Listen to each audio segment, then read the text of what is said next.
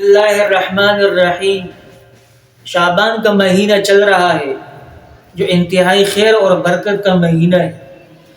اور یہ اسلامی سال یعنی ہجری سال کا 8واں مہینہ ہے۔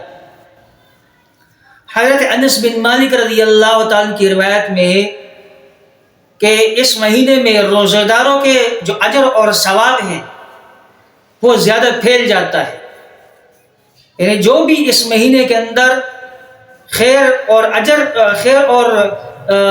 اچھا کام کرتا ہے، نیکیوں والا کام کرتا ہے تو وہ اور پھیل جاتا ہے، یعنی اس کا ثواب اور وسیع ہو جاتا ہے۔ اسی بنا پر اس مہینے کا نام بھی شعبان رکھا گیا ہے۔ شعبان یہ شعب سے مشتق ہے، شعب سے ہے، شعب سے بنا ہے، اور شعب کا معنی ہے شاخ در شاخ، پھیلنا۔ چونکہ اس مہینے میں اگر کوئی آدمی نیک عمل کرتا ہے، خیرات کرتا ہے، تو اس کا جو اجر اور ثواب ہے وہ بہت زیادہ پھیل جاتا ہے، یعنی اس کا ثواب پھوٹتی ہے۔ پھر جس طرح درخت ہے، درخت کے اندر جو شاخیں ہوتی ہے وہ پھیل جاتی ہے، تو اسی طرح اس مہینے میں جو بھی خیر اور نیکی کا عمل کرتا ہے تو اللہ تعالیٰ اس کا اجر اور ثواب بہت پھیلا دیتا ہے، زیادہ اس میں اضافہ کر دیتا ہے، اس میں بھرپور اضافہ ہو جاتا ہے۔ اللہ تعالیٰ نے انسان کو بہت قیمتی بنایا ہے اور اپنی رحمت خاصہ اور برکت تامہ سے اس انسان کو ایسے مواقع عطا فرمائے ہیں، جس طرح کہ پہلے زمانے میں جو امتیں تھیں تو ان کی جو عمریں تھی وہ بہت لمبی عمریں ہوا کرتی تھی، اور جسمانی لحاظ سے بھی وہ مضبوط تھے، یعنی آپ صلی اللہ علیہ وسلم کی اس امت سے پہلے جتنی امتیں تھی تو وہ جسمانی طور سے بھی مضبوط تھی اور ان کی عمریں بھی دراز تھی۔ لیکن اللہ رب العزت نے اپنی رحمت خاصہ سے امت محمدیہ صلی اللہ علیہ وسلم کو یہ اعزاز سے نوازا ہے کہ آپ صلی اللہ علیہ وسلم کی عمریں کم ہے اور جسمانی لحاظ سے بھی کمزور ہے، لیکن اللہ رب العزت نے ان کو اس سے نوازا ہے کہ یہ عمل توڑا کرتے ہیں اور بدلہ لامحدود ہے، یعنی اس کا جو اجر اور ثواب ہے وہ بے انتہا ہے، اس کا انتہا نہیں۔ عمریں کم ہے اور جسمانی لحاظ سے بھی کمزور ہے، لیکن اللہ رب العزت نے اس امت کو نوازا ہے اس بات سے کہ یہ اس توڑے سے عمل کی بنا پر، اس توڑے سے محنت کی بنا پر بھی اجر اور ثواب میں بہت آگے نکل جاتے ہیں،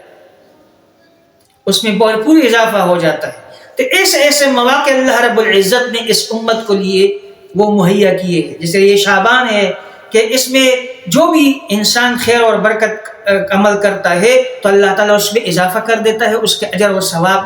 اور اس کے بعد رمضان آ رہا ہے جو سب سے مقدم اور سب سے مقدس مہینہ ہے، اس میں اجر و ثواب کے تو بے انتہائی اس میں شمار ہی نہیں، تو اس لیے اس کا جو نام ہے وہ شعبان رکھا گیا ہے کہ اس میں خیر اور برکت بہت پھیل جاتی ہے۔ ایک اور لفظ اس کے ساتھ لگا ہوا ہے المعظم، اور معظم کے لگنے کا مطلب یہ ہے کہ یہ مہینہ اللہ کے ہاں بہت عظمت والا ہے، اور عظمت سے مراد یہ ہے کہ چونکہ اس مہینے میں اللہ تعالیٰ نے ایک ایسی رات رکھی ہے، ایک ایسی برکت والی رات رکھی ہے جس کو شب برات کہا جاتا ہے، اس کی ایک الگ فضیلت ہے۔